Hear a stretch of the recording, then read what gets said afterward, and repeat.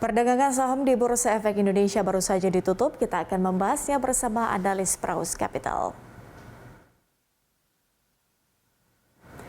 IHSG ditutup melemah di level 6.600. Untuk membahas bagaimana arah IHSG di tengah sentimen The Fed, kita telah bersama dengan Alfred Nanggolan, Kepala Riset Praus Capital. Pak Alfred, kalau melihat perkembangan indeks kita, nampaknya seharian ini mayoritas bergerak di teritori negatif begitu. Sebenarnya apa pemicu pelemahan IHSG? Apa yang sedang diantisipasi oleh pasar? Ya, terima kasih Patricia. Jadi kalau kita lihat memang hari ini sentimennya relatif cukup kuat, lebih kepada tadi ya, bicara masalah adanya korban dari virus varian baru Omicron di Eropa. Yang kedua, kita tahu bahwa dalam kondisi beberapa hari ini kita lihat bahwa pasar sedang menunggu tadi terkait dengan The Fed. Karena kalau kita lihat tadi bahwa ekspektasi pasar terhadap The Fed relatif memang ditunggu-tunggu karena faktor tadi angka inflasi yang bisa dibilang sudah cukup tinggi untuk Amerika, dan juga kalau dilihat dari sisi angka pengangguran juga yang seolah-olah memang pasar meyakini bahkan akan ada percepatan dalam proses tapering dari sisi pelaksanaan yang bisa dilanjutkan dengan kenaikan suku bunga. Jadi kalau kita lihat hari ini memang momentumnya pas untuk pasar melakukan profit taking, apalagi sebelumnya 6 hari berturut-turut bursa kita mengalami penguatan hampir kurang lebih 100 poin.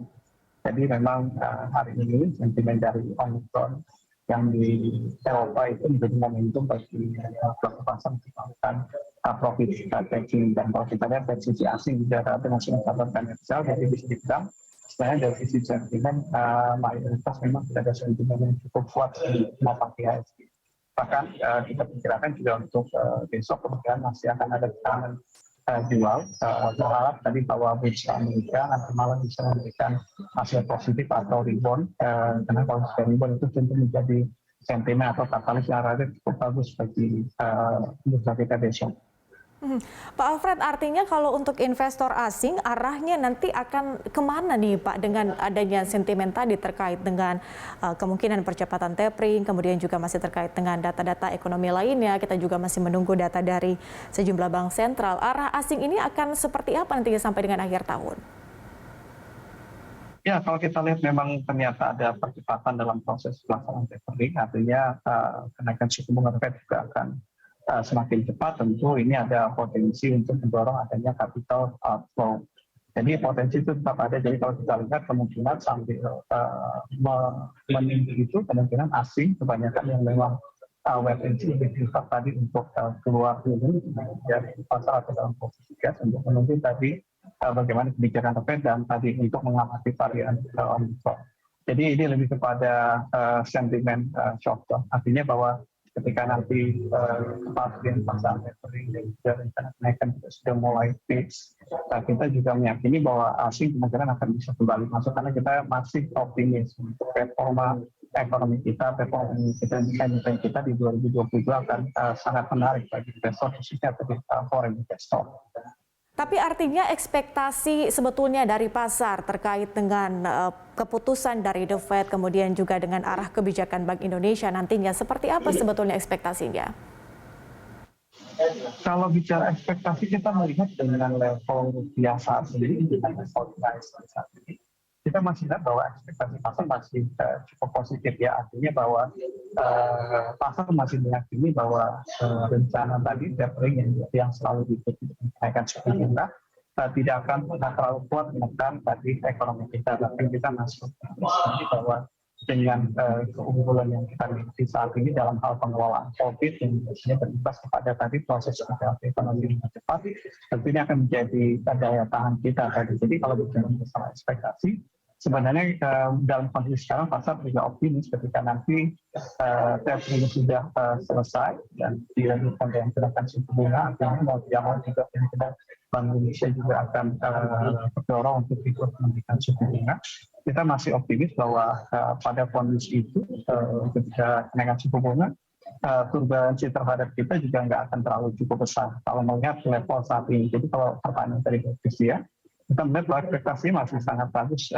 Kita bisa dibilang diunggulkan dalam hal tadi proses recovery ekonomi dibandingkan negara-negara lain, khususnya tadi bicara masalah tadi keberhasilan pemerintah dalam penanganan COVID. Masih ada optimisme Pak Alfred, tapi ada seberapa besar kemudian kemungkinan terkait dengan rotasi aset di pasar keuangan kita? Ya, kalau untuk rotasi aset ya kemungkinan itu di awal tahun ya. Tapi sampai sejauh ini kalau kita lihat ini kan sentimennya sentimen makronya ya. Artinya kalau kita lihat mungkin sifat sentimennya akan berpengaruh secara keseluruhan. Walaupun tadi mungkin ada masih beberapa sentimen yang masih cukup berat ya, seperti misalnya pariwisata, konstruksi, dan beberapa sentimen yang dibilang ke depan juga masih cukup tough atau berat lah untuk bisa berjuang melakukan recovery cepat.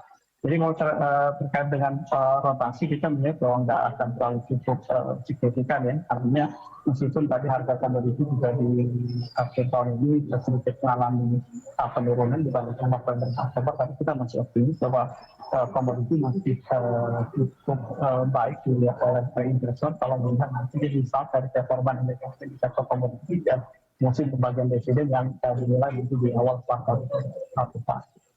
Kalau melihat pergerakan indeks kita nampaknya bergerak stagnan Pak Alfred di angka 6.600 begitu ya. Tapi kalau berbicara soal prospek indeks kita, bisa tidak sih menguat sampai level 6.800 paling tidak di akhir 2021 ini? Ya, kalau bicara potensi sangat memungkinkan ya. Artinya kalau tadi saya bilang 6.800 ada kurang lebih 200 poin, itu berarti kurang lebih 3% dan potensi upside.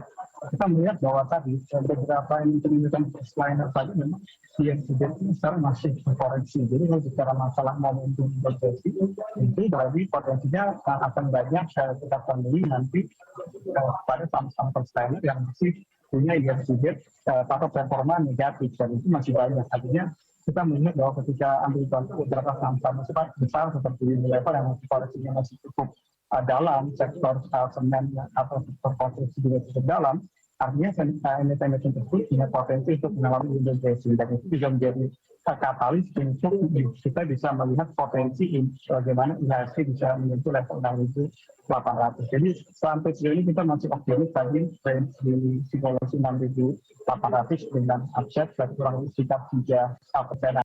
Dan kalau kita lihat average di bulan Desember dalam 19 tahun terakhir itu IHSG rata-rata bisa naik 3-5% di bulan Desember. Jadi kalau melihat historis dan melihat kondisi yang ada, kita masih optimis bahwa angka 6.800 masih cukup rasional atau bukan sebuah pencapaian yang sulit untuk kondisi IHSG yang saat ini ada di level 6.500.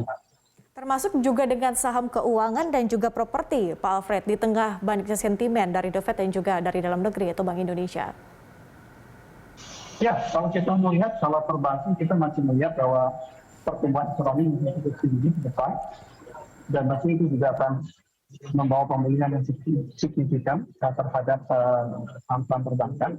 Dan kalau properti melihat kuartal ketiga juga resultnya sangat bagus sekali ya dari beberapa emiten properti lainnya, dan kita melihat bahwa tahun depan akan masih terus berlanjut untuk pemulihannya, apalagi tadi ada wacana untuk perpanjangan sejumlah stimulus untuk belanja properti atau perumahan, dan kita lihat bahwa stimulus yang sudah dikeluarkan dari sisi Bank Indonesia atau pemerintah ternyata cukup ampuh dalam mendorong permintaan sektor properti. Jadi kemudian tahun depan ketika itu juga tetap dilanjutkan, itu juga sebuah katalis yang sangat kuat, apalagi kita melihat bahwa ke depan perbankan juga sudah akan mulai kembali berjalan normal dalam penyaluran kredit ke sektor properti atau perumahan.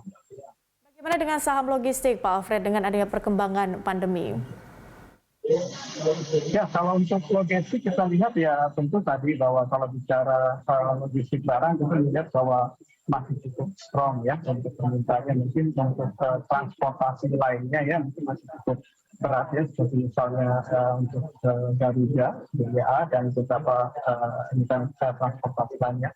Tapi untuk logistik kita masih melihat bahwa growth-nya juga masih cukup tinggi, bahkan bisa dibilang punya pertumbuhan yang jauh lebih tinggi dibandingkan pertumbuhan ekonomi atau pertumbuhan secara sektor ini secara masalah logistik. Jadi feminisme logistik memang seperti misalnya logistik darat dan juga laut juga sampai sekarang kita lihat di pasar masih punya valuasi yang atraktif ya atau bahkan cukup dan kita juga melihat dalam 2-3 bulan terakhir sekarang nilai transaksi mereka mengalami kenaikan yang diikuti kenaikan harga saham. Jadi kalau kita melihat membaca ini bahwa pasar juga melihat itu outlook yang status di depan sektor logistik.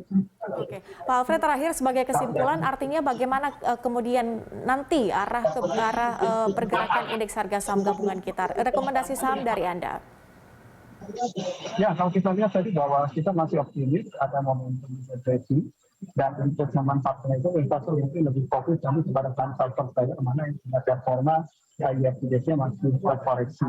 Yang kedua tadi untuk mengantisipasi sentimen short term dari kebijakan The Fed atau hasil The Fed dan juga tadi bicara masalah Omicron mungkin pasar juga mulai melihat tadi saham-saham defensif yang relatif tadi bisa dari sisi sektornya defensif atau dari sisi valuasinya yang memang masih cukup murah atau diskonnya juga cukup besar dibandingkan sektor yang karena kita melihat bahwa dalam jangka pendek memang ada potensi yang cukup besar dari sisi volatilitas bicara masalah hasil riset dan juga virus varian baru Omicron ini. Jadi kalau kita lihat bahwa short term memang relatif mungkin akan ada istilahnya kualitasnya akan sedikit meningkat apalagi dengan ada temuan tadi yang kami meninggal Omicron. Untuk menengah panjang kita masih optimis di IHSG masih cukup bagus tahun depan apalagi kalau melihat prospek ekonomi tahun depan kita juga masih sedikit baik. Baik, Alfred Nainggolan, Kepala Riset Praus Capital, terima kasih sudah bergabung bersama kami di Closing Market.